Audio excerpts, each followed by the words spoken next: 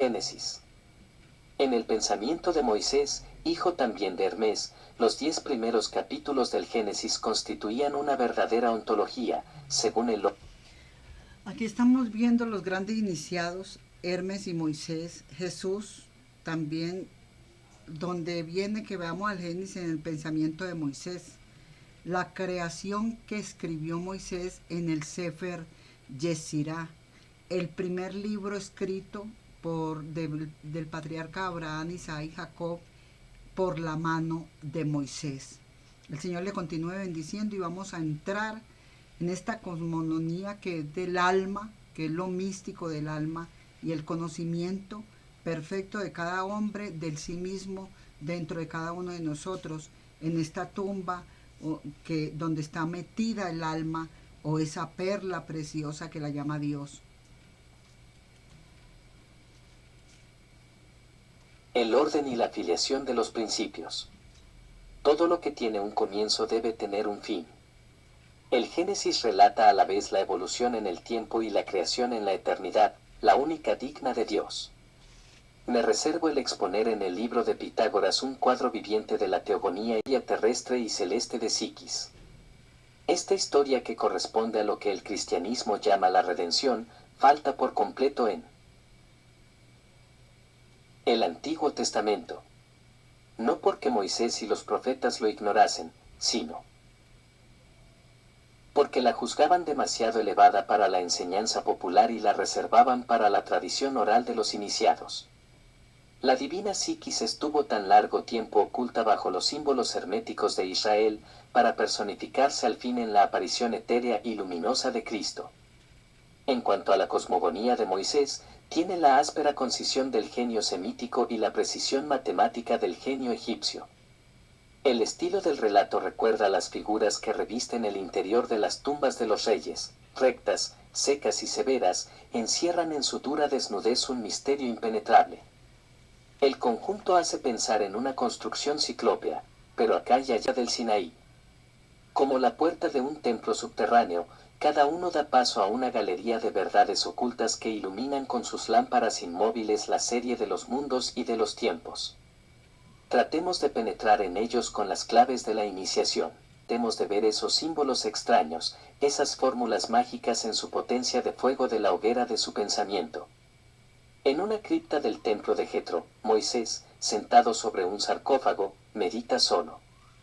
Muros y pilastras están cubiertos de jeroglíficos y de pinturas que representan los nombres y las figuras de los dioses de todos los pueblos de la tierra.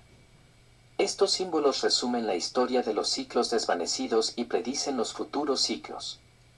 Una lámpara de nafta posada en tierra ilumina débilmente aquellos signos, de los que cada uno le habla en su lengua. Pero él ya no ve nada del mundo exterior, busca en sí mismo el verbo de su libro, la figura de su obra, la palabra que será la acción. La lámpara se ha apagado, pero ante su ojo interno, en la oscuridad de la cripta, resplandece este nombre, IEVE, la primera letra, y tiene el color blanco de la luz, las otras tres brillan como un fuego cambiante en que se desarrollan todos los colores del arco iris. Y qué extraña vida en aquellos caracteres. Moisés percibe en la letra inicial, el principio masculino, Osiris, el espíritu creador por excelencia, NB la facultad conceptiva, la Isis celeste que forma una parte.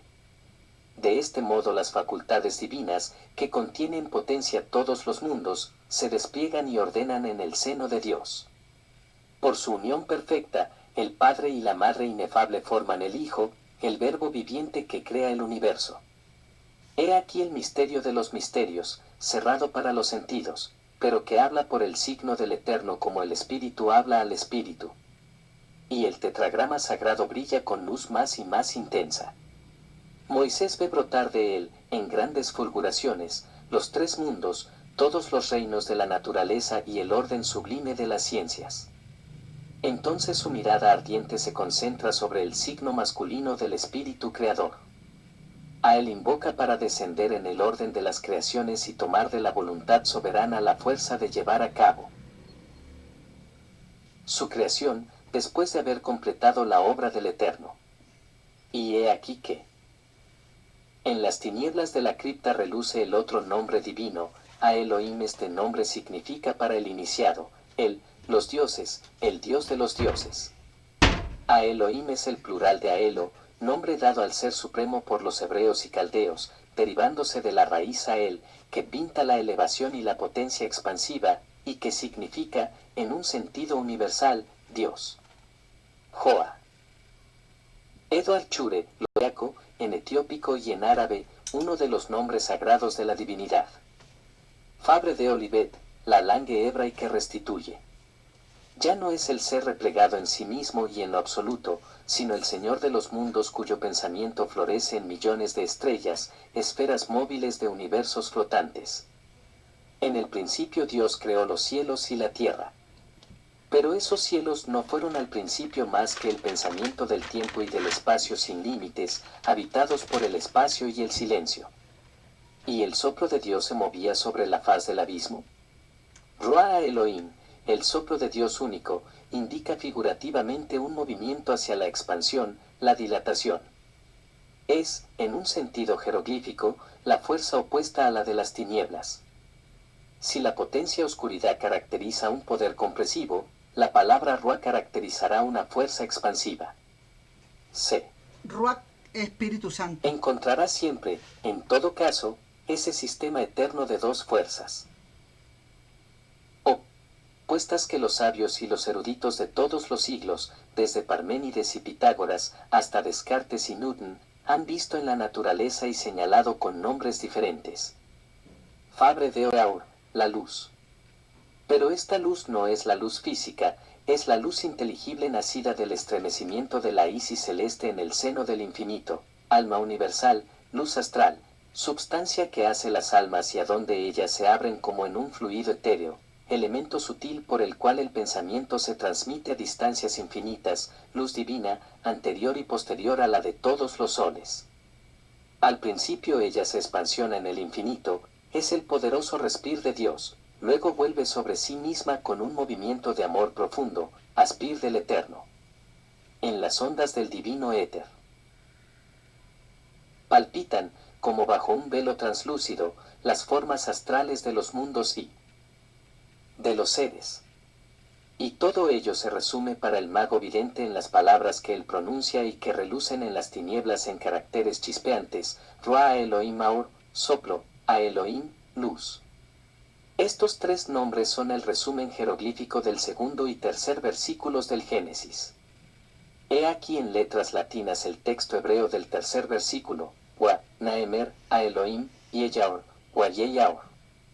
He aquí la traducción literal que de ello da Fabre de Olivet, y dijo él, el ser de los seres, será hecha luz, y fue hecha luz, elementización inteligible.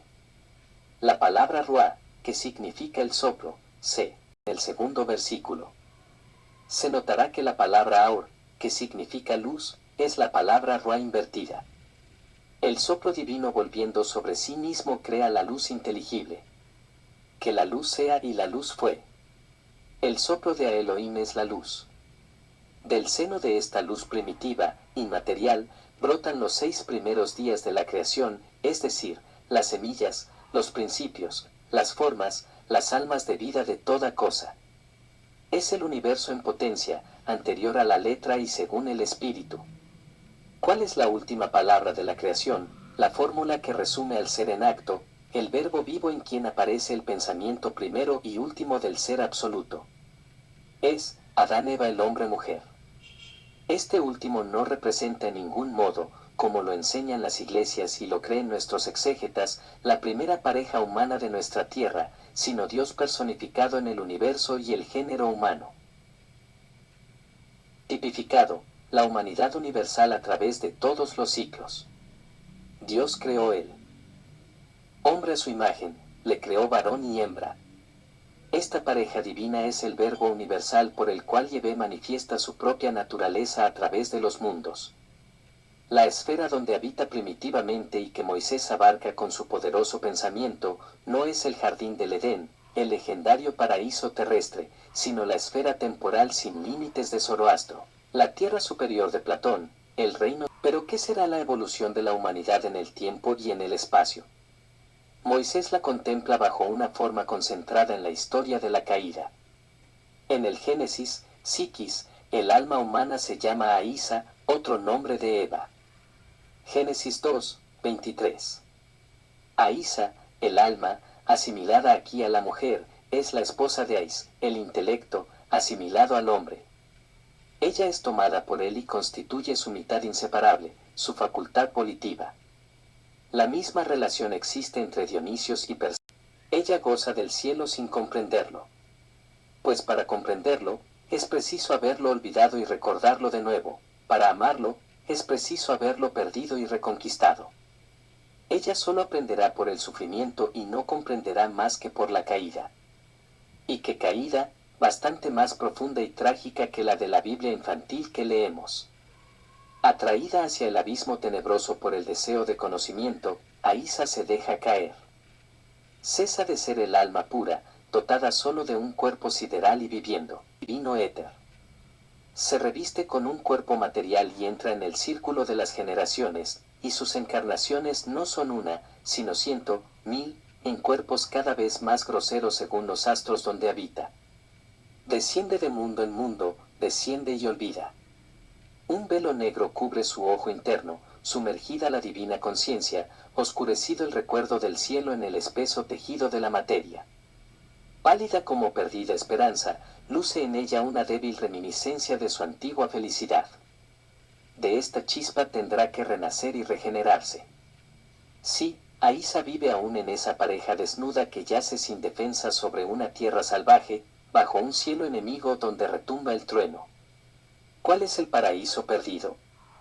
La inmensidad del cielo velado, detrás y ante ella.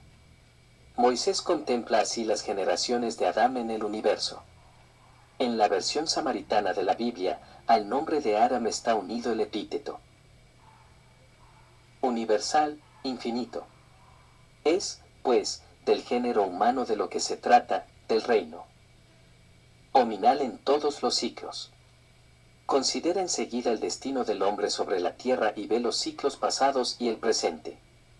En el Aísa terrestre, en el alma de la humanidad, la conciencia de Dios había brillado en otro tiempo con el fuego de Agni, en el país de Kuz, en las vertientes del Himalaya. Pero está ya próxima a extinguirse en la idolatría, bajo la tiranía asiria, entre los pueblos disociados y los dioses que se entredevoran. Moisés se jura a sí mismo el despertarla estableciendo el culto de a Elohim. La humanidad colectiva, así como el hombre individual, debieran ser la imagen de Yahvé. Pero ¿dónde encontrar el pueblo que la encarne y que sea el verbo viviente de la humanidad? Entonces Moisés, habiendo concebido su libro y su obra, habiendo sondeado las tinieblas del alma humana, declara la guerra a la Eva terrestre, a la naturaleza débil y corrompida. Para combatirla y levantarla de nuevo, invoca al Espíritu, al fuego original y todopoderoso, Yahvé, a cuya fuente acaba de remontarse. Siente que sus efluvios le abrazan y le templan como el acero. Su nombre es voluntad. Y en el silencio negro de la cripta, Moisés oye una voz que sale de las profundidades de su conciencia, vibra como una luz y dice, ve a la montaña de Dios, hacia Horeb. Asterisco, el verdadero restaurador de la cosmogonía de Moisés es un hombre de genio hoy casi olvidado, a quien Francia hará justicia el día en que la ciencia esotérica, que es la ciencia integral y religiosa, quede reedificada sobre bases indestructibles. Poseía en el mismo grado tres facultades cuya unión forma las inteligencias trascendentales, la intuición, el análisis y la síntesis. Un léxico admirable, apoyado por ejemplos tomados en todas las lenguas, sagrados de todos los pueblos. De todos los libros esotéricos sobre el Antiguo Testamento, luminosa exposición de la historia de la Biblia y las razones aparentes por las que el sentido oculto se ha perdido y es, hasta nuestros días, profundamente ignorado por la ciencia y la teología oficiales. Después de hablar de este libro, diré algunas palabras de otra obra más reciente que procede de aquella, y que, además de su mérito propio, ha tenido el de llamar la atención de algunos investigadores independientes sobre su primer inspirador, que se la diría surcada de relámpagos y esculpida por el rayo. Es la cumbre del Sinaí, el trono de Elohim, dicen los hijos del desierto. Enfrente, una montaña más baja, las rocas del Cerval, también abrupta y salvaje. En sus vertientes, minas de cobre, cavernas. Entre las dos montañas, un valle negro, un caos de piedras que los árabes llaman el Horeb, el mismo de la leyenda semítica. Es lúgubre este valle desolado cuando la noche cae en él con la sombra del Sinaí, más lúgubre aún cuando la montaña se toca con un casco de nubes, del que se escapan siniestros resplandores. Entonces un viento terrible sopla en el estrecho pasadizo. Se dice que allí Elohim derriba a los que tratan de luchar con él y les lanza a los abismos donde se hunden las trombas de lluvias. Allí también, dicen los madianitas, vagan las sombras malhechoras de los gigantes, de los Refaim, que derrumban las rocas sobre los que tratan de subir al lugar santo. La tradición popular quiere también que el dios del Sinaí aparezca a veces en el fuego fulgurando como una cabeza de medusa con plumas de águila. Desgraciados los que ven su rostro. Verlo es morir. He aquí lo que contaban los nómadas por la noche en sus relatos, bajo la tienda, cuando dormían los camellos y las mujeres. La verdad es que únicamente los más osados de entre los iniciados de Jetro subían a la caverna del Cerval y allí pasaban con frecuencia varios días en el ayuno y la oración. Los sabios de la Idumea habían encontrado allí inspiración. Era un lugar consagrado desde tiempo inmemorial a las visiones sobrenaturales, a los Elohim o espíritus luminosos. Ningún sacerdote, ningún cazador, hubiese conducido allí a un peregrino. Moisés había subido sin temor por el barranco de Horeb. Había atravesado intrépidamente el valle de la muerte y su caos de rocas. Como todo esfuerzo humano, la iniciación tiene sus fases de humildad y de orgullo. Al subir las pendientes de la santa montaña, Moisés había llegado a la cumbre del orgullo, porque también tocaba a la cumbre del poder humano y creía ya sentirse uno o unificado con el Ser Supremo. El sol de ardiente púrpura se inclinaba sobre el macizo volcánico del Sinaí, y las sombras violáceas se ocultaban en los valles, cuando Moisés se encontró ante una caverna, cuya entrada protegía una escasa vegetación de terebintos. Se preparaba a penetrar en ella, pero quedó como cegado por una luz súbita que le envolvió. Le pareció que el suelo ardía bajo él y que las montañas de granito se habían transformado en un mar de llamas. A la entrada de la gruta, una aparición deslumbradora le miraba y con su espada le cerraba el paso. Moisés cayó como herido por el rayo, su cara contra tierra. Todo su orgullo había desaparecido. La mirada del ángel le había traspasado con su luz. Y además, con ese sentido profundo de las cosas que se despierta en el estado visionario, había comprendido que aquel ser iba a imponerle obligaciones terribles. Hubiese querido escapar a su misión y esconderse bajo tierra como un reptil miserable. Mas una voz dijo, Moisés. Moisés. Y él respondió, heme aquí. No te acerques. Descálzate. Porque el lugar donde te encuentras es Tierra Santa. Moisés ocultó la cara entre sus manos.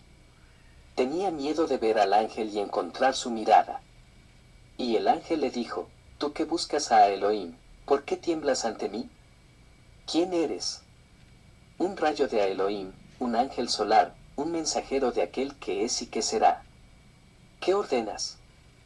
Dirás a los hijos de Israel, el Eterno, el Dios de Abraham, el Dios de Isaac, el Dios de Jacob, me ha enviado a vosotros, para retiraros del país de servidumbre.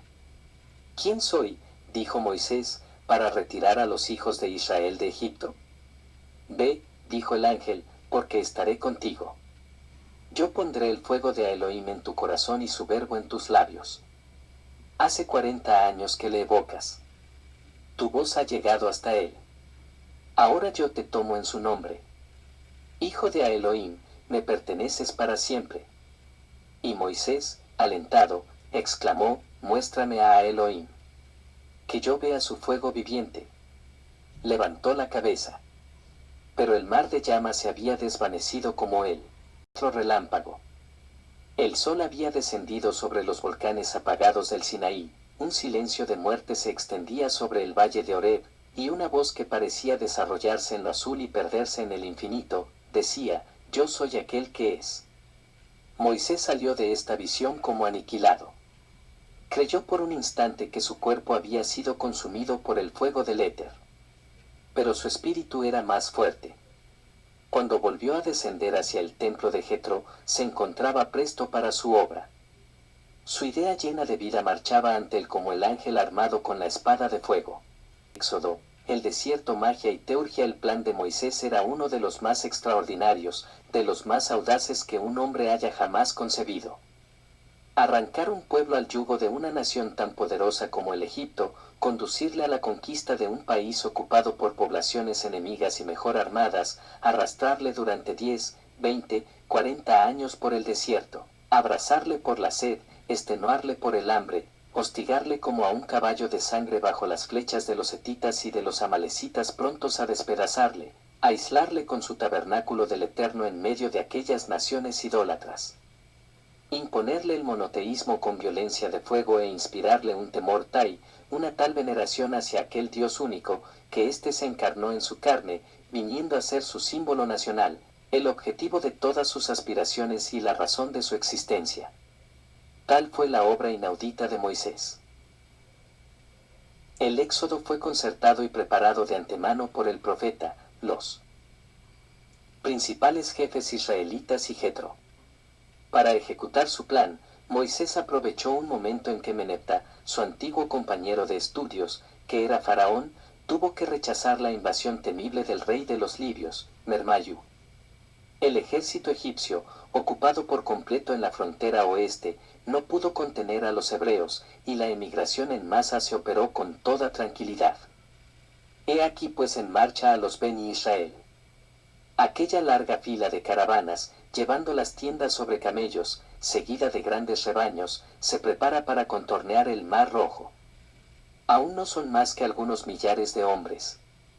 Más tarde, la engiración se engruesa con toda clase de gentes, como dice la Biblia, cananeos, edomitas, árabes, semitas de todo género, atraídos y fascinados por el profeta del desierto, que de todos los extremos del horizonte les evoca para moldearlos a su guisa. El núcleo de aquel pueblo está formado por los Beni Israel, hombres rectos, pero duros, obstinados y rebeldes. Sus saxos, sus jefes, les han enseñado el culto del Dios único, que constituye entre ellos una alta tradición patriarcal. Pero en aquellas naturalezas primitivas y violentas, el monoteísmo no es aún más que una creencia mejor e intermitente. En cuanto sus malas pasiones se despiertan, el instinto del politeísmo, tan natural al hombre, domina. Entonces vuelven a caer en las supersticiones populares, en la brujería y en las prácticas idólatras de las poblaciones vecinas de Egipto y de Fenicia, que Moisés va a combatir con leyes draconianas. Alrededor del profeta que manda en aquel pueblo, hay un grupo de sacerdotes presididos por Aarón, su hermano de iniciación, y por la profetisa María, que representa ya en Israel la iniciación femenina. Aquel grupo constituye el sacerdocio. Con ellos, 70 jefes elegidos o iniciados laicos se agrupan alrededor del profeta de Yahvé, que les confiará su doctrina secreta y su tradición oral, que les transmitirá una parte de sus poderes y les asociará a veces a sus inspiraciones y a sus visiones. En el corazón de aquel grupo se lleva el arca de oro, Moisés ha tomado la idea de los templos egipcios en que servía de arcano para los libros teúrgicos, pero la ha hecho refundir sobre un modelo nuevo para sus designios personales. El arca de Israel está flanqueada por 4 querubines de oro, parecidos a esfinges y semejantes a los 4 animales simbólicos de la visión de Ezequiel. Uno tiene cabeza de león, el otro de toro, el tercero de águila y el cuarto una cabeza de hombres. Ellos personifican los 4 elementos universales, la tierra, el agua, el aire y el fuego, y también los 4 mundos representados por las letras del tetragrama divino. Con sus alas los querubes cubren el propiciatorio. Aquella arca será el instrumento de los fenómenos eléctricos y luminosos producidos por la magia del sacerdote de Osiris, fenómenos que, exagerados por la leyenda, en el pervertido libro de cosmogonía redactado por Moisés en jeroglíficos egipcios, y la vara mágica del profeta llamada Verga. Por la Biblia. También contendrá el libro de la alianza o la ley del Sinaí. Moisés llama al arca el trono de Elohim, porque en ella reposa la tradición sagrada, la misión de Israel, la idea de Yahvé. ¿Qué constitución política dio Moisés a su pueblo? Sobre este extremo, es preciso citar uno de los pasajes más curiosos del Éxodo. Este pasaje parece tanto más antiguo y auténtico cuanto que nos muestra el lado débil de Moisés, su tendencia al orgullo sacerdotal y a la tiranía teocrática, reprimida por su iniciador etíope. Este día, cuando Moisés juzgaba al pueblo, y el pueblo estaba ante Moisés desde la mañana a la noche. Habiendo visto el suegro de Moisés todo lo que ordenaba al pueblo, le dijo: ¿Qué haces al pueblo? Viene que tú solo estás sentado y el pueblo está ante ti desde la mañana a la noche. Y Moisés respondió a su suegro: es que el pueblo viene a mí para preguntarme sobre Dios. Cuando tienen algún litigio, vienen a mí, entonces yo juzgo entre uno y otro, y les hago oír las leyes de Dios. Pero el suegro de Moisés le dijo: no haces bien. Ciertamente sucumbirás tú y también el pueblo que contigo está, porque eso es demasiado pesado para ti y no podrás hacerlo tú solo. Escucha pues mi consejo, yo te aconsejaré y Dios estará contigo. Separa el pueblo un enviado de Dios y lleva las causas ante Dios. Instrúyeles en las ordenanzas y las leyes, y hazles escuchar la voz a la que deben obedecer y lo que tienen que ejecutar. Elige de entre todo el pueblo hombres virtuosos, temerosos de Dios, hombres verdaderos que odien la ganancia deshonrosa, y establece sobre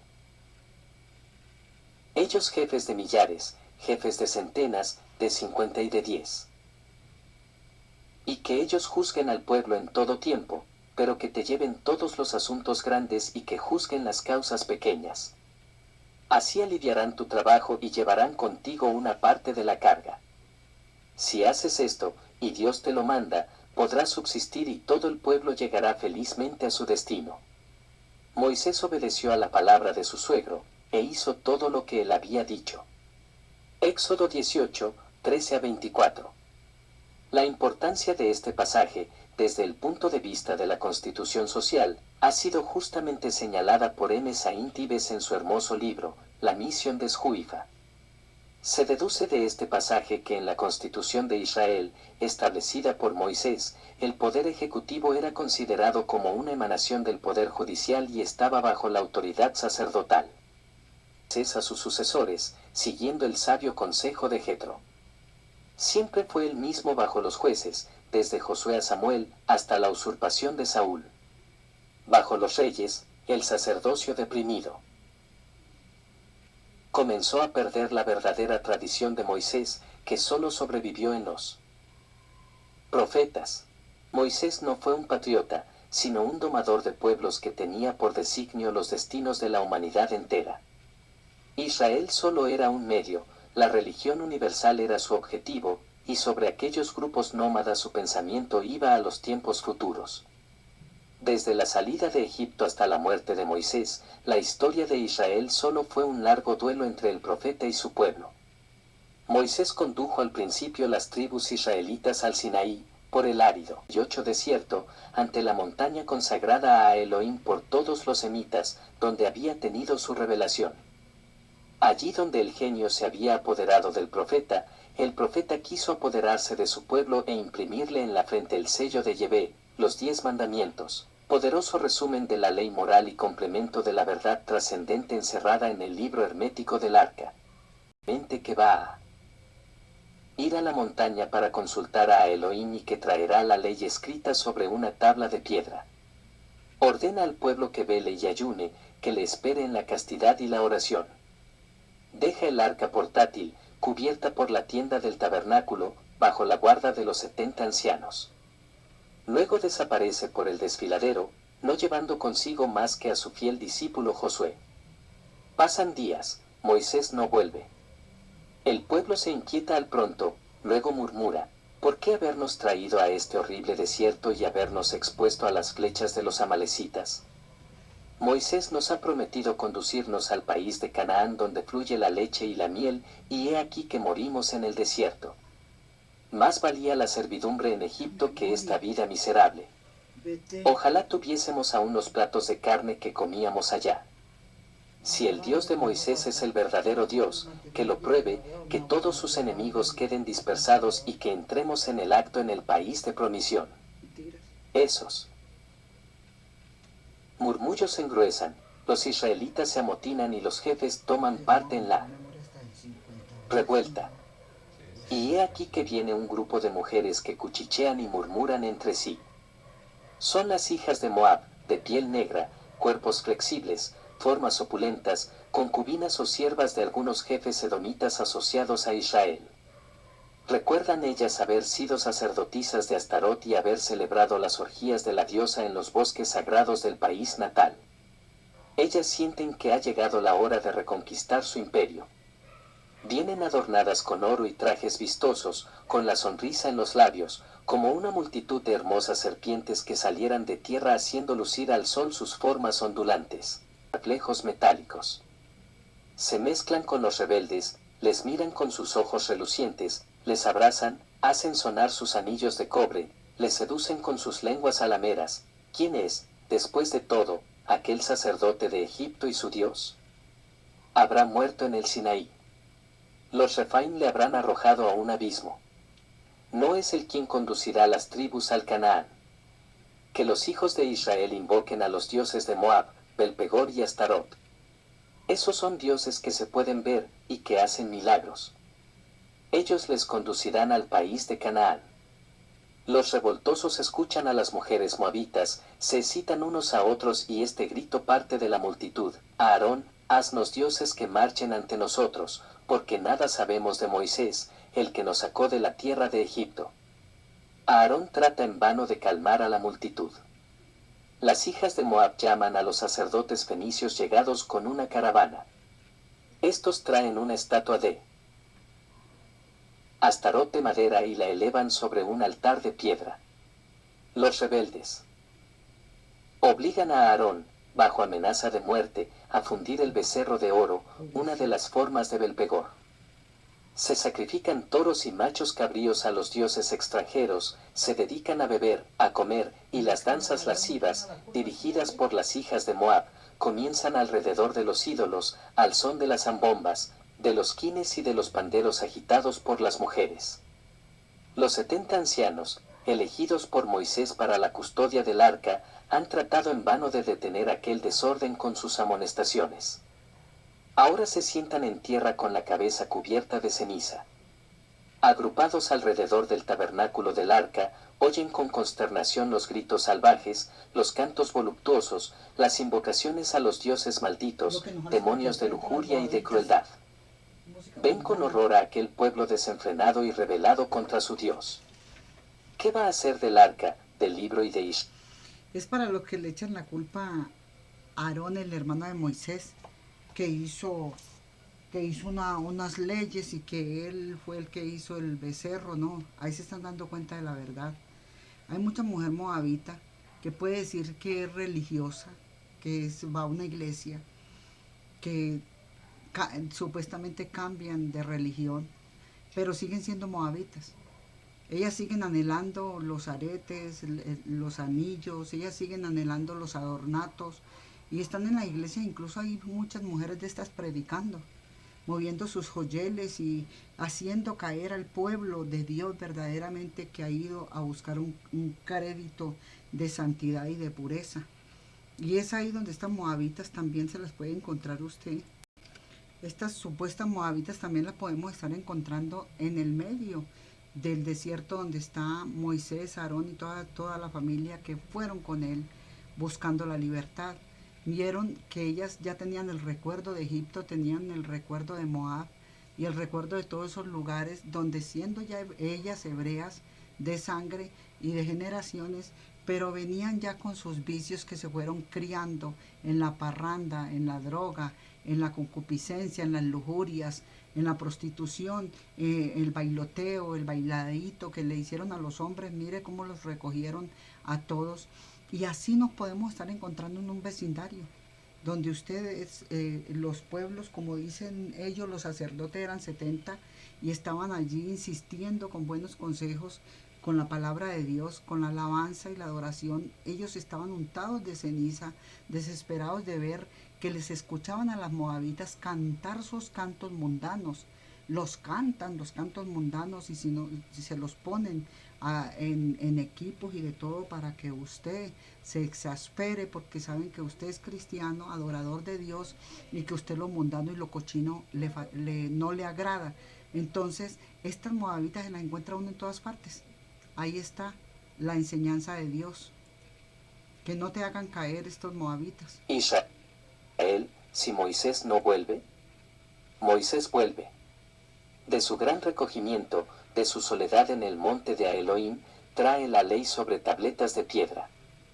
En la antigüedad, las cosas escritas sobre la piedra pasaban por ser las más sagradas.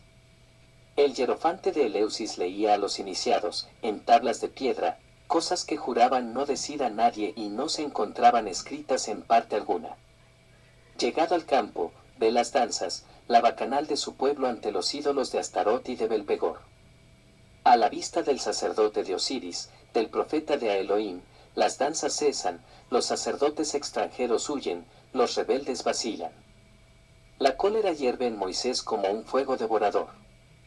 Rompe las tablas de piedra, y se ve que aniquilaría a todo su pueblo y que Dios está en él. Israel tiembla, pero los rebeldes lanzan miradas de odio disimuladas bajo el miedo. Una palabra, un gesto de vacilación de parte del jefe profeta, y la hidra de la anarquía idolatra va a elevar contra él sus 1000.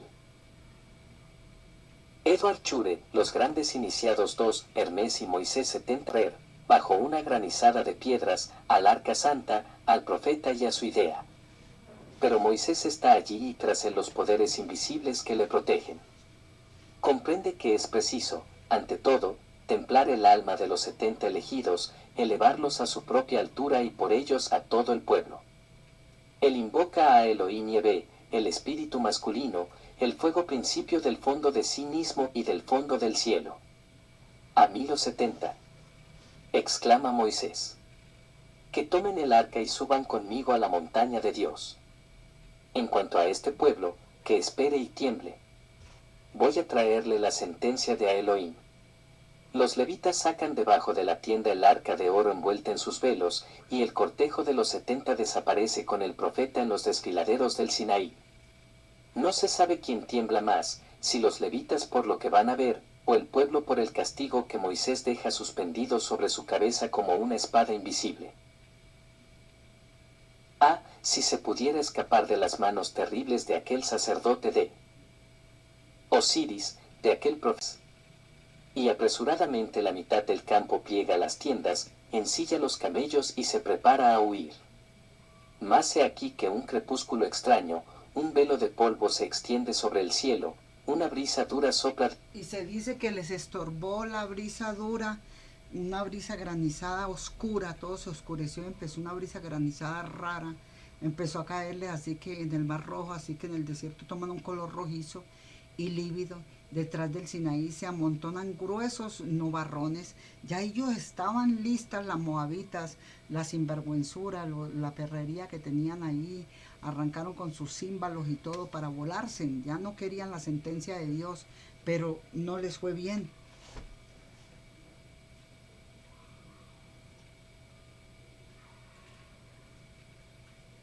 Sopla del Mar Rojo, el desierto toma un color rojizo y lívido, y detrás del Sinaí se amontonan gruesos nubarrones.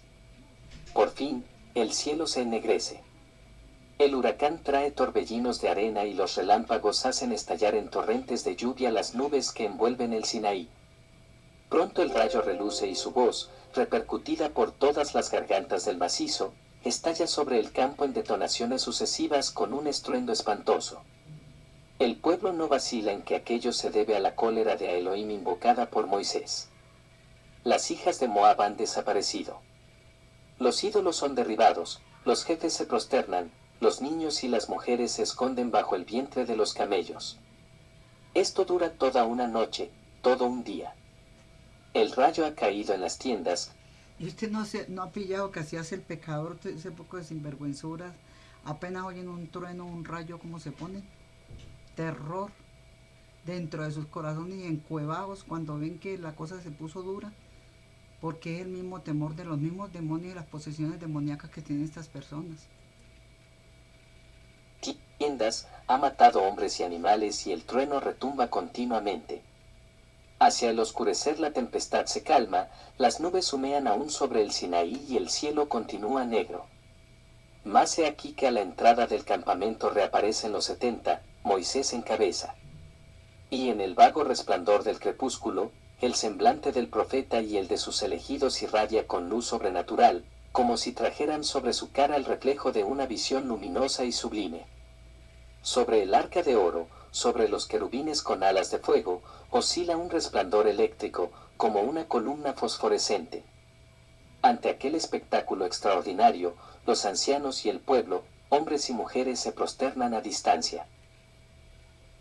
Edward Chure, ayuno, que los que estén por el Eterno, vengan a mí, exclama Moisés. Las 3/4 partes de los jefes de Israel se agrupan alrededor de Moisés, los rebeldes continúan escondidos bajo sus tiendas. Entonces el profeta avanza y ordena a sus fieles que pasen a cuchillo a los instigadores del motín y a las sacerdotisas de Astarot, a fin de que Israel tiemble para siempre ante a Elohim, que se acuerde de la ley del Sinaí y de su primer mandamiento: yo soy el Eterno, tu Dios que te ha sacado del país de Egipto, de la tierra de servidumbre. Tú no tendrás otro Dios ante mi faz. No construirás imágenes ni semejanza alguna de las cosas que están arriba en los cielos, ni en las aguas, ni bajo tierra. Por esta mezcla de terror y de misterio, Moisés impuso su ley y su culto a su pueblo. Era preciso imprimir la idea de Yahvé en letras de fuego sobre su alma, y sin aquellas medidas implacables el monoteísmo no hubiera jamás triunfado del politeísmo invasor de la Fenicia y de Babilonia. Pero ¿qué es lo que habían visto los 70 en el Sinaí? El Deuteronomio 33:2 habla de una visión colosal, de millares de santos aparecidos en medio de la tempestad sobre el Sinaí, en la luz de Yahvé. Vinieron los sabios del antiguo ciclo, los antiguos iniciados de los arios, de la India, de Persia y de Egipto, todos los nobles hijos del Asia, para proteger a Moisés en su obra y ejercer una presión decisiva sobre la conciencia de sus asociados. Las potencias espirituales que velan sobre la humanidad siempre están presentes, pero el velo que de ellas nos separa no se desgarra más que en las grandes horas y para raros elegidos. Sea de ello lo que quiera, Moisés hizo pasar a los 70 el fuego divino y la energía de su propia voluntad. Ellos fueron el primer templo, antes que el de Salomón, el templo viviente, el templo en marcha, el corazón de Israel, luz real de Dios. Por medio de las escenas del Sinaí, por la ejecución en masa de los rebeldes, Moisés adquirió autoridad sobre los semitas nómadas que mantenía bajo su mano de hierro. Pero análogas escenas, seguidas de nuevas represiones por la fuerza, tuvieron que reproducirse durante las marchas y las contramarchas hacia el país de Canaán. Moisés tuvo que desplegar a la vez el genio de un profeta, de un hombre de guerra y de un organizador social. Tuvo los desfallecimientos, las calumnias, las conspiraciones. Después del tumulto popular, tuvo que abatir el orgullo de los sacerdotes levitas que querían igualar su papel al suyo, darse como él por inspirados directos de Yahvé. También tuvo que combatir las conspiraciones más peligrosas de algunos jefes ambiciosos, como Coré, Datán y Abiram, que fomentaban la insurrección popular para derribar al profeta. Y proclamar un rey, como lo harán más tarde los israelitas con Saúl, a pesar de la resistencia de Samuel. En aquella lucha, Moisés tiene alternativas de indignación y de piedad, ternuras de padre y rugidos de león, contra el pueblo que se agita bajo la presión de su espíritu, y que a pesar de todo la sufrirá.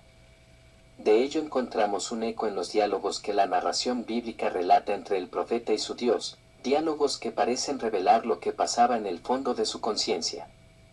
En el Pentateuco, Moisés triunfa de todos los obstáculos por los más inverosímiles milagros. Jehová, concebido como un Dios personal, está siempre a su disposición. Él aparece sobre el tabernáculo como una nube brillante que se llama la gloria del Señor. Solo Moisés puede entrar allí, los profanos que se aproximan son heridos de muerte. El pueblo hasta la entrada de Canaán sintió que su obra se había cumplido. ¿Qué era Yahvé Elohim para el vidente del Sinaí?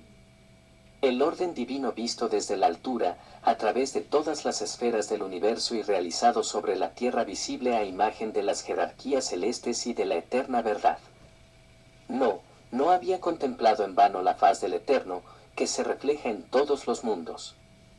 El libro estaba en el arca, y el arca guardada por un pueblo fuerte, templo viviente del Señor. El culto del Dios único estaba fundado sobre la tierra, el nombre de Yahvé brillaba en letras resplandecientes en la conciencia de Israel, los siglos podían lanzar sus ondas sobre el alma cambiante de la humanidad, que ya no borrarían el nombre del Eterno. Habiendo comprendido Moisés todas estas cosas, invocó al ángel de la muerte. Impuso las manos a su sucesor, Josué, ante el tabernáculo, a fin de que el Espíritu de Dios pasase a él, luego bendijo a toda la humanidad a través de las 12 tribus de Israel y subió al monte Nebo, seguido solamente de Josué y de los levitas. Ya Aarón había sido recogido hacia sus padres, la profetisa María había seguido el mismo camino. Había llegado la vez a Moisés. ¿Cuáles fueron los pensamientos del profeta centenario, cuando vio desaparecer el campo de Israel y subió a la gran soledad de Elohim? ¿Qué es lo que experimentó paseando su mirada sobre la tierra prometida, del Galaad a Jericó, la ciudad de las palmeras? Un verdadero poeta, Alfredo de Vinge, pintando de mano maestra aquella situación de alma, le hace lanzar este grito: «Oh, Señor, he vivido poderoso y solitario. Dejadme ahora dormir el sueño de la tierra».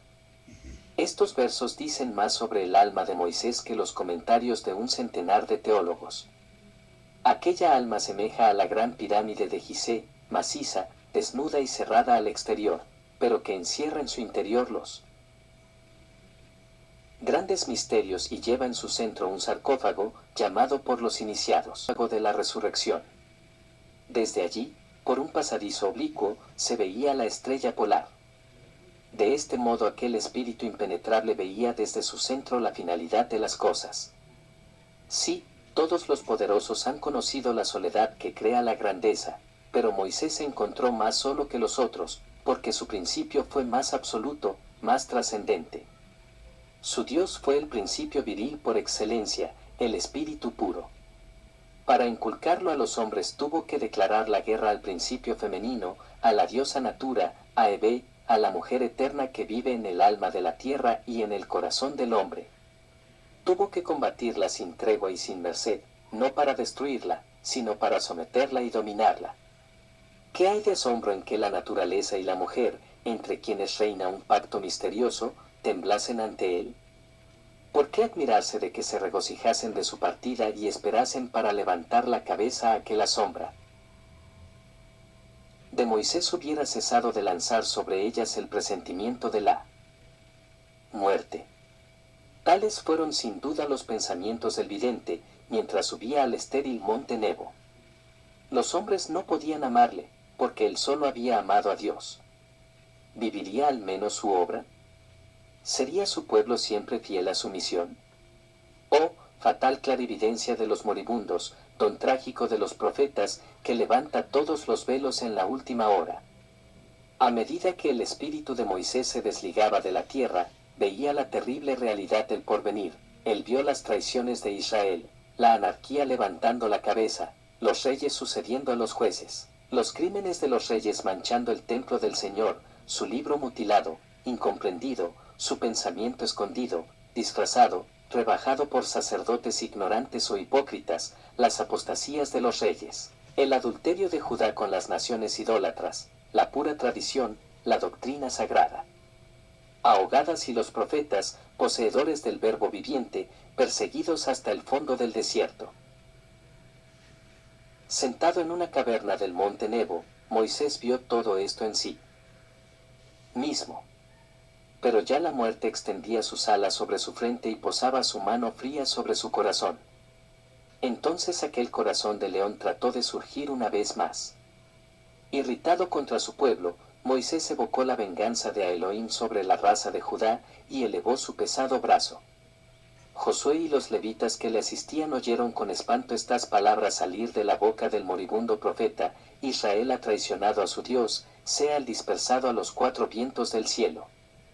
Entretanto, Josué y los levitas miraban con terror a su maestro que no daba ya signo de vida. Su última palabra había sido una maldición.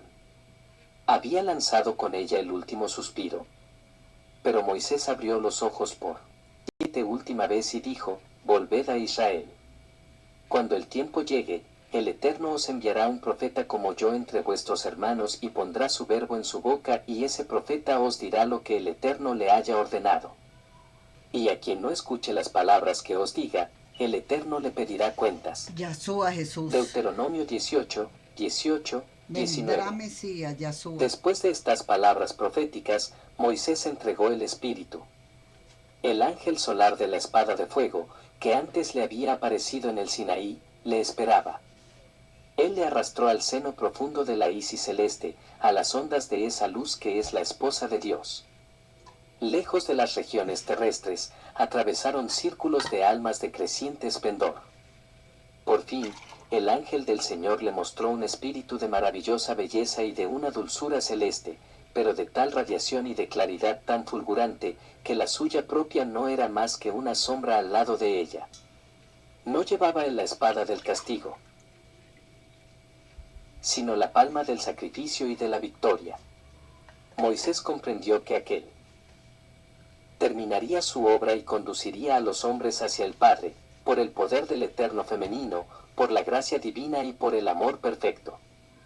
Entonces el legislador se prosternó ante el Redentor, y Moisés adoró a Jesucristo. Vio a Mesías de una vez. If God be with you, hallelujah. Viewers all over the world, we salute your faith. Hallelujah. Thank you, thank you, thank you. You have on the table, we need to acknowledge God Almighty. Hallelujah. That is the message for you today.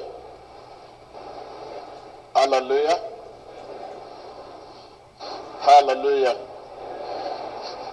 Let's quickly go through the summary of the message we received through the pamphlet. We need to acknowledge God. Remember where we stopped last week about spirit? God is spirit, and his worshippers do so in spirit and truth. So we shall continue there. God is spirit. This actually connects us to our faith bracelets. Hallelujah. Hallelujah.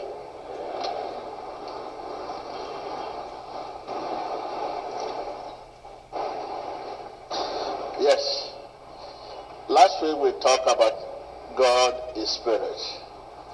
And the worshiper today worship God. Not in the spirit. People don't worship God in spirit any longer. Hallelujah. So, and this our faith-based level. We have little time to talk about it today, so that you know the importance of faith, faith-baseless, and that will take me to the book of Ephesians.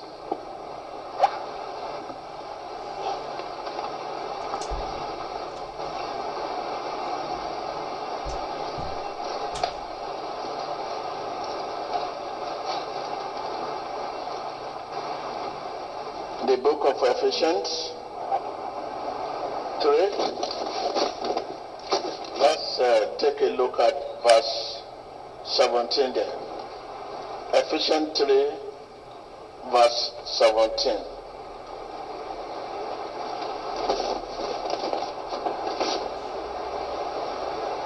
Are you there?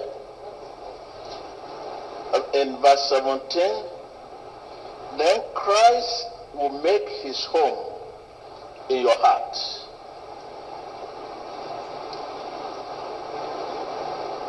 Again, I repeat again. Christ will make his home in your heart. As you trust in him, he will make his home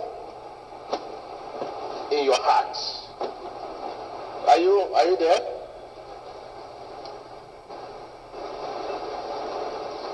I repeat again. Then Christ will make his home, H-O-M-E,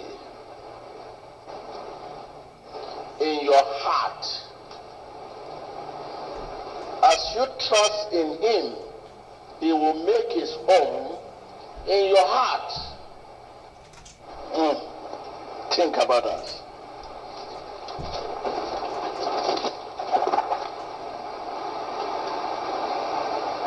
Think about that. Christ will make his home in your heart as you trust him. Heart. Remember our song, in my heart, Lord, I want to be like Jesus. In my heart. You can see where the song actually originated. He said, Christ will make his home in your heart as you trust in him. Lord, I want to be like Jesus in my mind. We are made to be like Jesus in our heart.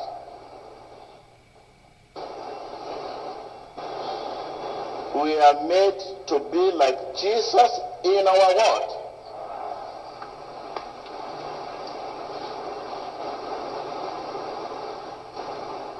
I'll give you time to think about this. I'm made to be like Jesus in my heart. This means faith is of man's heart, because only faith pleases him. If only faith pleases him, this means faith is of man's heart.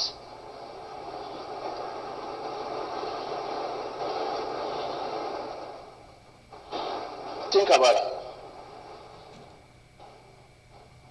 Our faith business. We come with our heart, with our hand, and we do we talk with our hearts. We can with our hand, and we talk it with our hearts. If the talk is not from your heart, it's not from God.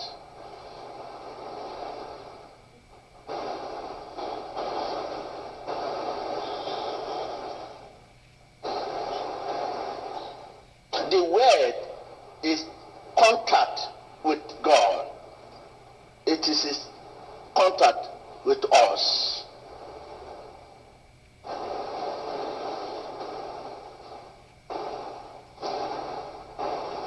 If it is not from your heart, it is not from God.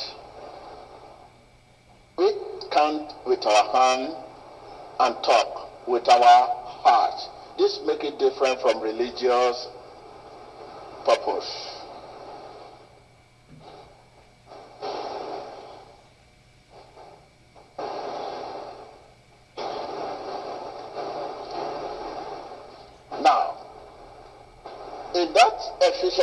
3 verse 17. Christ dwells in our heart through faith.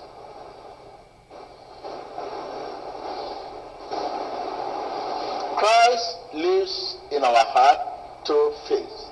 Remember in the book of Romans 9 verse 1, it said, our heart is the communication point, contact point.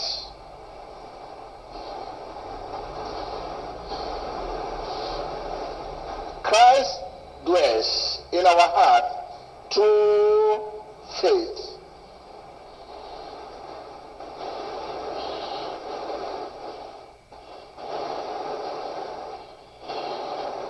This means it is the Word dwelling in you, which is equivalent to Christ's personal being in you.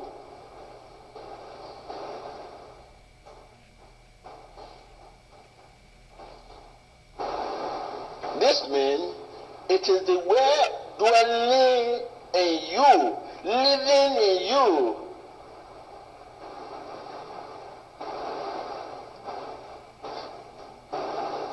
which is equivalent to Christ's personal being in you. This means Christ and the Word are one.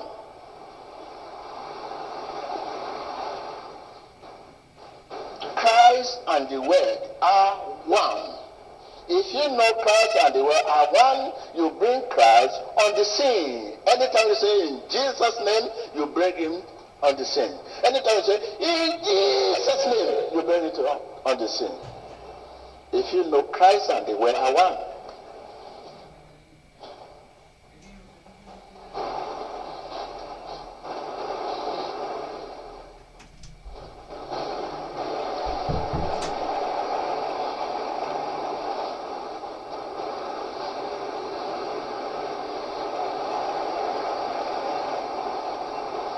Are you there? Are you there? Can you see why you have not been bringing Jesus on the scene? Each time you say in Jesus' name, hear me. In Jesus' name, you wake up in the morning and you always go on your knees. Say, Father, I thank you. I'm here today. You have make it possible for me to wake up. Thank you, Lord. Thank you for your grace. Thank you for your mercy. You are talking to yourself. Christ does not hear. Many a time you keep talking to yourself, talking to your people around you, but Christ you are praying to is not hear you. And when Christ does not hear you, you hear yourself, people around you will hear you. Dangerous mission.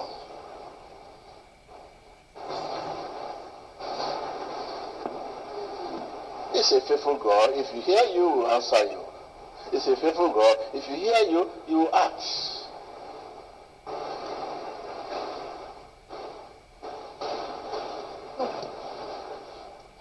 It is the Word dwelling, living in you, which is equivalent, equal to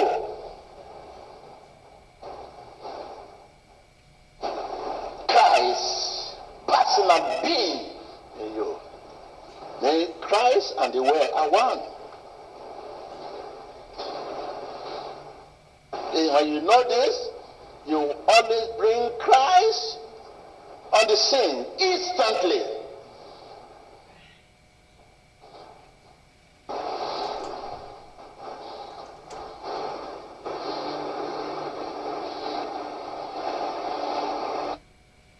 Father, we thank you for everything, for your mercy upon your children.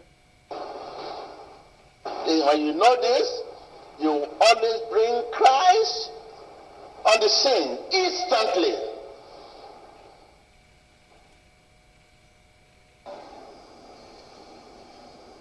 Mediten la I palabra. believe God will use me to add to your joy. I say already there is joy in the house. There is joy, you agree with me, there is joy in the house. Yes. Let's quickly take a look at the book of John 15, Verse 7. If you remain in me, and my words remain in you,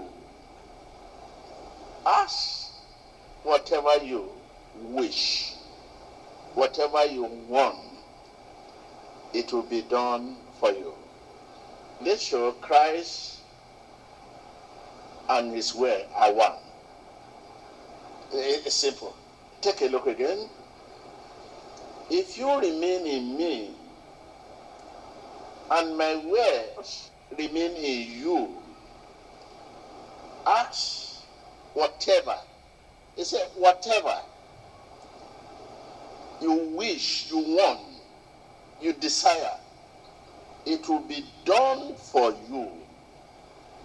This means Christ and his word are one. Jesus, word, Jesus, Christ and his word are one. Hallelujah.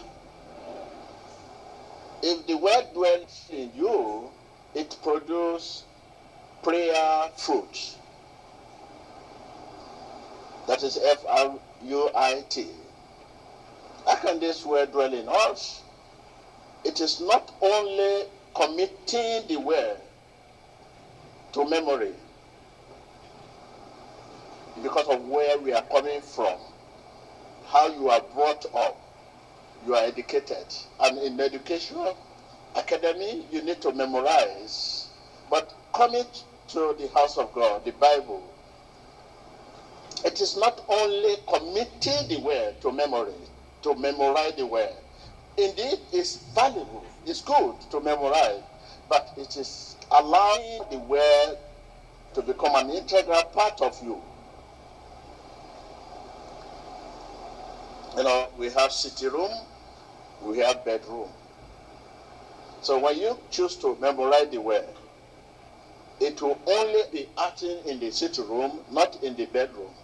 But you need it in bedroom because it lives in you. It must dominate you. It must rule you. It must satisfy your spirit nature.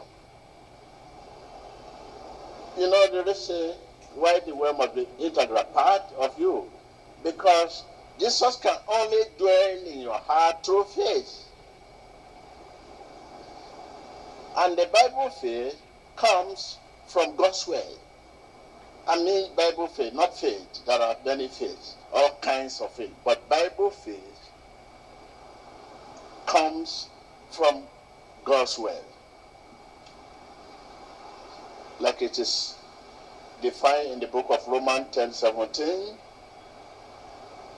Let it put it the way it is written there. Faith cometh by hearing, and by hearing the word of God.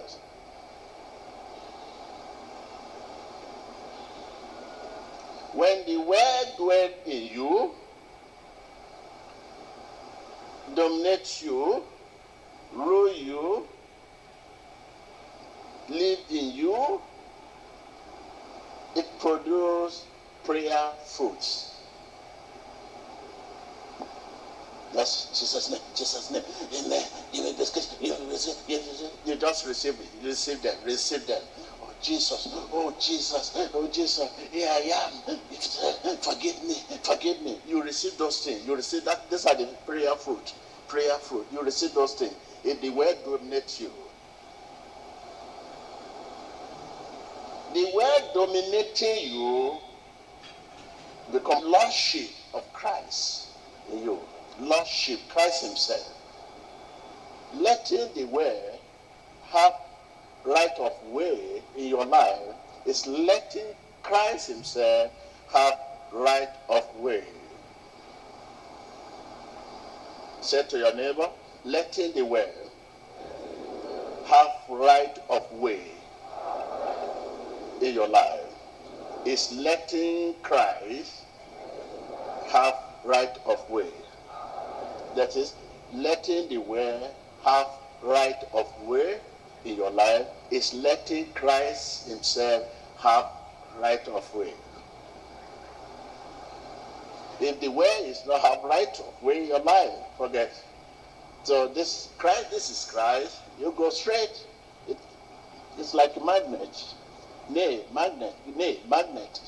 And if the magnet is there and the nay is here, there's no way they can jam, attract, connected.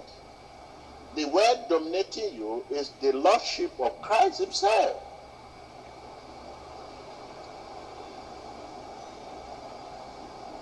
The Lord will not meet you because you imitate someone else, what someone else did. The Lord will only meet you when you obey what he told you to do by his Spirit, based on his word.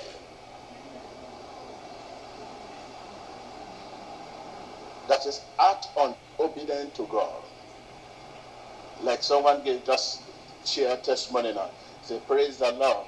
And morning water, I sprayed it 3 times here this way. I sprayed it 4 times this way.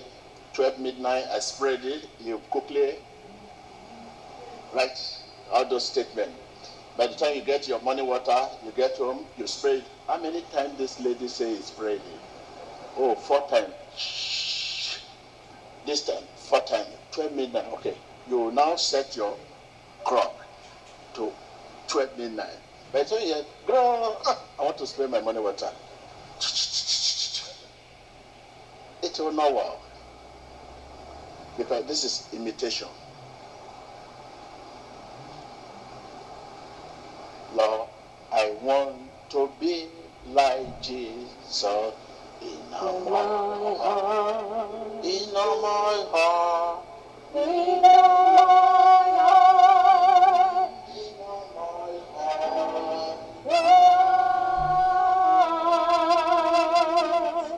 Lord, I want to be like Jesus in my heart. That is it. You see, generally, everything that becomes of us today is purely imitation. You went to school because someone studied marketing and later became general manager. You say to your parents, I want to study marketing. I want to study marketing. Why? Because that man is millionaire, he studied marketing. That is just the reason why you want to study marketing. You have abandoned God's vision in your life. You see a soldier or a military man with uniform, general, beautiful. You know, oh, I want to be a soldier. Just because of that very attractive uniform, you abandon God's calling in your life. That is imitation of man. Some people that are looking around, they might have seen some beautiful attire. By the time they leave here, they will now begin to look for that attire in the market. They want to buy the same uniform. And I know many of you might have gone to the car park to see some beautiful cars. You say, this is Porsche car. Help me camera this.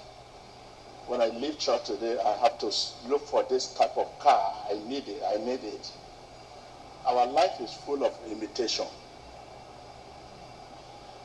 You look at different style of hair, the way people play their hair. Life is full of imitation.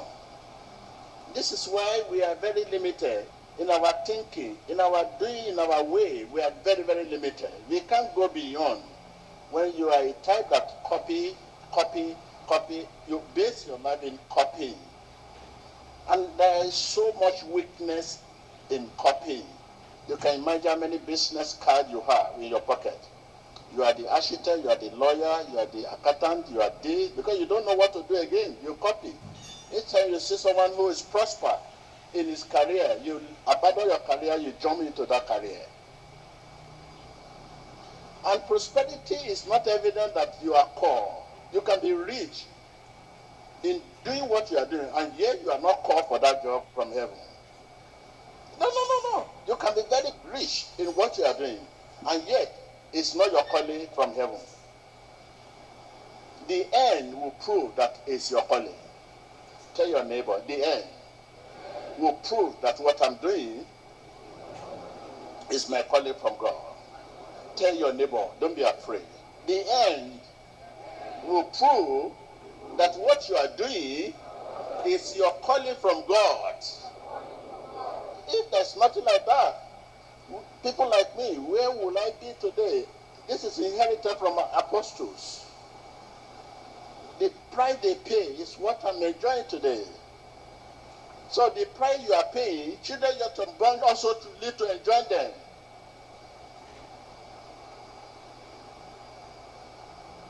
This is why we say the world is coming to an end, because everyone is copy.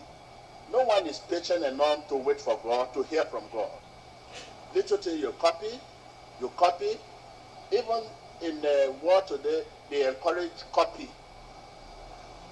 When your children want to sit for exam, they give opportunity first choice, second choice.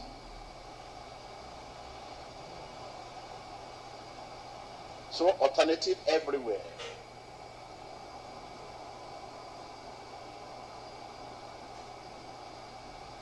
Where are we going? So it will be too soon for you now to say, this is my calling. What I'm doing is what I'm called from heaven to do. No. The beginner is not the owner, but the finisher. Tell your neighbor, the beginner is not the owner of the job, but the finisher. Then when you start where you begin to run faster, and someone who has been struggling to get to you, but before getting to the end where you can receive an award, you suddenly fall down. And the one that coming with effort past you, he will be the one to receive the award. So, issue of faith is an issue we should critically look into and see how it really affects your life. Are you led by faith? Are you a faith man? If you continue to copy and you are not patient enough to listen to God for direction, you will go where we will still come back to where we start. This is why you see people up, down. There's so much epileptic system of life today. Epileptic.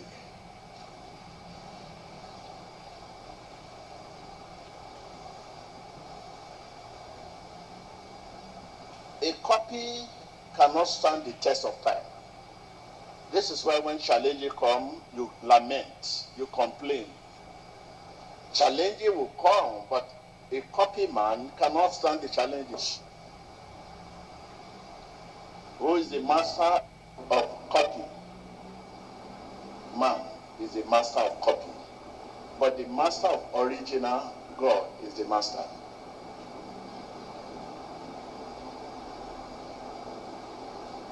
No one can be built up with philosophies or theory about the world. You cannot be built up to work with Jesus. It's not possible. Or on the history. It's history in the Bible you rely on. You want to hear story about Elijah and no. The world must live in you, and you must live in the world to work with Jesus.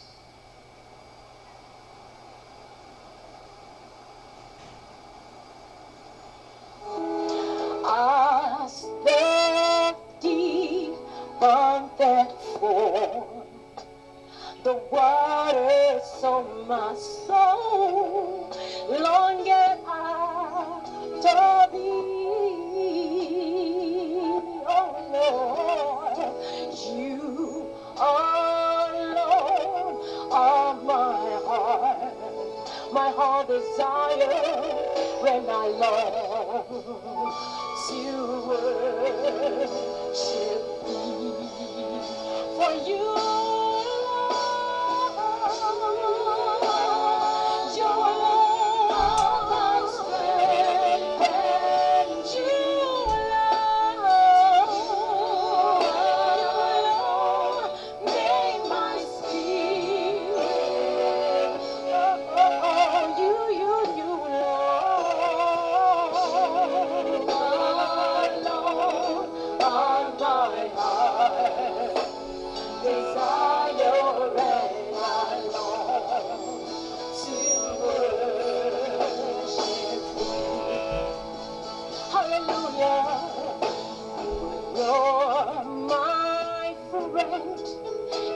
you are my brother, even though you are a king. Still, I love you. I love you more than any other. So much more, so much more. Oh, for you alone have I stand and shield. For you alone make my spirit heal. Oh, you alone are my love, desire and my Lord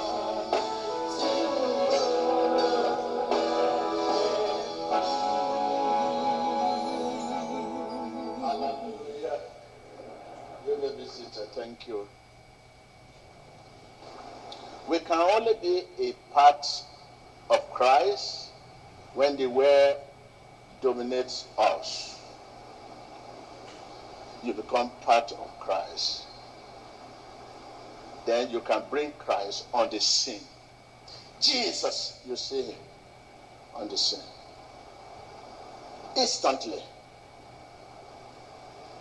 You can only make a very thorough decision, true decision, when you begin to see each day as if your last day on earth. But just look at yourself, today is my last day on earth. You know you are going to meet him. So just take a decision. Let it be in your heart anytime. You say, oh, I want to accept Jesus, I want to follow him. Today is my last day on earth, I want to follow him. Just take that decision with the word, today is my last day on earth. If today is your last day on earth, what else again? You are finished with the word over there. And is the head of immaterial world is the head. Invisible world is the head. And you leave visible world to invisible world. You meet him there. Just take that decision with it. Today is my last day on earth. You stop all what you do, you accept it. Take that decision with this word of encouragement. And your heart needs to be free. You need a free heart, free spirit to accept Jesus. And you are not free. Free spirit can only attract Jesus. Free spirit. And your spirit is not free. So many things going on in your heart. Free spirit attracts the Spirit of God. Free spirit. Now to accept Jesus as our Lord and Savior, right now begin to meditate on what you hear now. Begin to meditate on what you hear now. The message you are receiving, begin to meditate, not think. I'm not saying begin to think about the message. No, don't think about the message. You can only think about your situation. But meditate on the word you hear now. Turn it over and over and over and over again in your heart. Because if you are not turning it over and over and over, it will remain in your lips. There's difference between where in your lips and where in your heart. It is the way in your heart will release, after finish, it will release the authority. There's power in your mouth. The belief in your heart is released by faith out of your mouth. Let someone say, there is power in my mouth. The belief in my heart is released by faith out of my mouth. Again,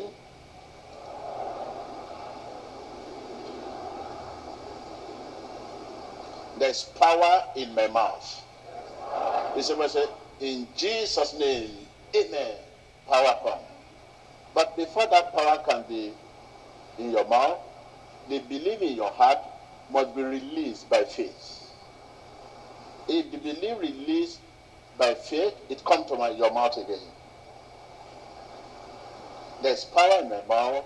The belief in my heart is released by faith out of my mouth.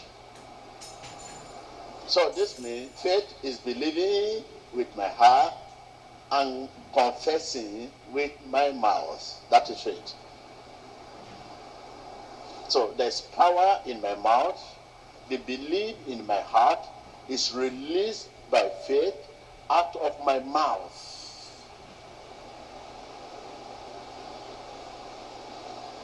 So any moment from now we begin to see what we are talking about. The power. The he. You see? Me, you see? Chicken. I'm he. How does this come? Power in the mouth comes when the faith releases the belief in our heart. I believe. No. Faith must release that belief before you believe. But today, we Christians, we believe without faith product. Faith must bring that belief before we can say, I believe Jesus is Lord. If it is not released by faith and you say you believe Jesus is Lord, you are speaking to yourself. To speak of Jesus, faith must release that belief before it becomes a product of machinery.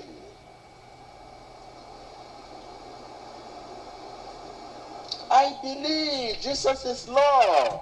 By what authority? Yes, the authority is the belief in my heart is released by faith out of my mouth. So because the belief is resting in the heart, there's no other place for him. That's the only place he lives. He lives in our heart, and it is released by faith out of our mouths. Let's start something. Are you ready to start with me? And we will continue to build on it. Meditation is of heart. Thinking is of mental assent. Faith is not a mental assent. Faith is not an intellectual agreement. So to have this faith now, all what you have seen, you have heard since morning, and you are hearing now, begin to meditate on it. Meditation is of heart. It's not of mental assent, of heart. The faith bracelet I gave you is not of mouth, it's not of mental, it's of heart.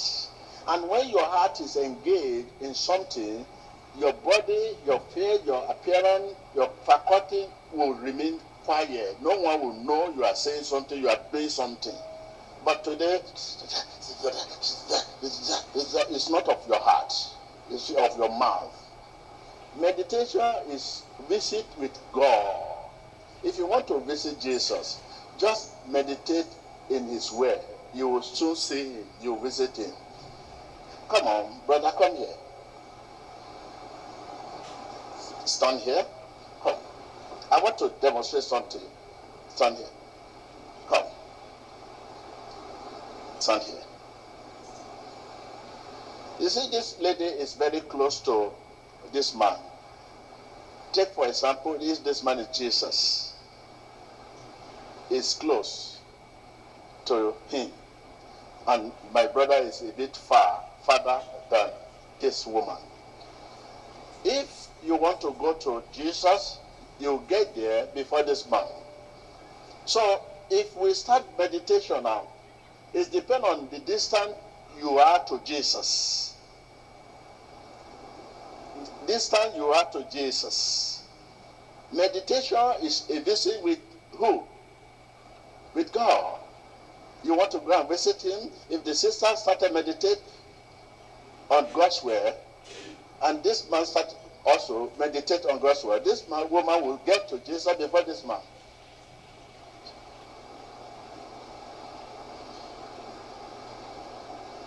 So therefore, this is just, it's a visit with him. You want to go and visit him, okay, the start visit you want to visit, it's not running. You cannot run to Jesus. You cannot cry to Jesus. Crying cannot take you to Jesus. Dancing cannot take you to Jesus. Running cannot take you to Jesus. Walking cannot take you to Jesus. Eloquent speech cannot take you there. If you memorize the Bible, it cannot take you to Jesus. The only thing taking you there, when you begin to meditate on God's word and turn it over and over and over again in your heart. Meditation is of man's heart. Man's heart means man's spirit. And like I have said, Bible faith is of man's heart. I mean man's spirit. And someone can also be here. So if this woman now called Jesus, he would likely hear before this man. Now I told you that faith is heavenly currency that purchases heavenly resources. What are we purchasing? Salvation, healing, blessing, prosperity. They are heavenly resources. The amount of faith you have is amount of heavenly resources. This is having, seems to have more than this man. This woman is having heavenly currency than this man. If he just said Jesus, he would likely cash. And this man will say Jesus 20 times before he catch what this woman will catch once. You may be seated. Thank you.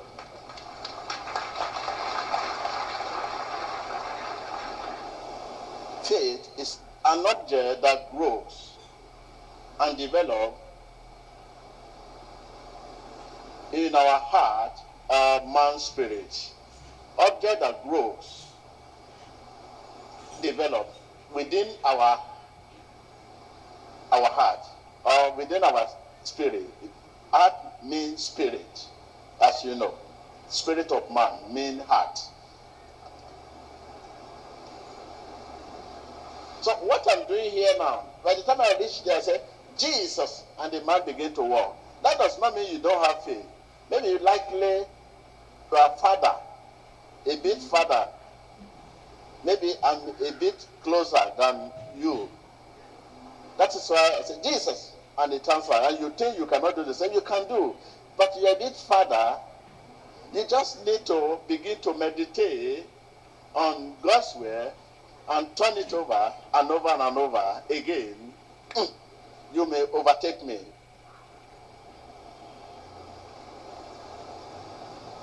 No one is born without that seed, S-E-E-D. Seed is there, but maybe it's dormant. It's just like a man, you say, I'm poor. Because you don't have money in the pocket, you say you are poor. No. A man that is poor is not a man that does not have money in the pocket. It's a man without vision. It is when our vision is closed, when it comes to issue of blessing, you don't have vision for that, you are poor. So in the same way, people say, I don't have faith. Who told you you don't have faith? It's dormant, you had them.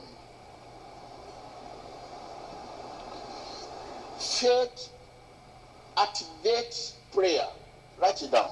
You know, you talk of activation. Faith activates prayer. 90% of my teaching is about faith, faith, faith, faith, faith. Because that is the only thing that pleases God. You don't need to go to heaven to see Jesus. Religious people believe they must go to heaven to see God. But in our case, Jesus came to restore the fellowship and relationship between God and man. We are coming from religious angle, all of us, and we refuse to leave this idea of religiosism, idea of this is how it should be. These are the idea we still carry on to Christianity. There's a difference between religion and Christianity. That is why we receive so much attack today. Anything close to Jesus receive attack. If you are not close to Jesus, you don't have problem. But you are very close, you try to be close to him, you are in trouble. In the hands of Satan. That is why there is so much attack today on Christianity. Attack today on Christianity is like Christianity, a lot of attack everywhere. And to that, Christianity, they are not united. So who is the Christian? Christian is unity. Christian is not disunity. Christianity is unity. Tell your neighbor. Christianity is unity. That is how we know Christian. You can see them. They unite by love. They greet by love. Their love sees beyond hatred. Their love sees beyond attack. When you attack me, the love in me see beyond that. So that is it. Their love sees beyond. But religious love do not see beyond attack. When you attack them, they attack you back. It is what you do to them, they do to you. But in our case, when you do evil to us, we do good to you. That is the Christianity Jesus left behind. Love your neighbor as yourself. Your neighbor can be your enemy. Those who do not share the same faith with you, love them all. This is what Jesus said. This is the teaching of Jesus. What are we doing now?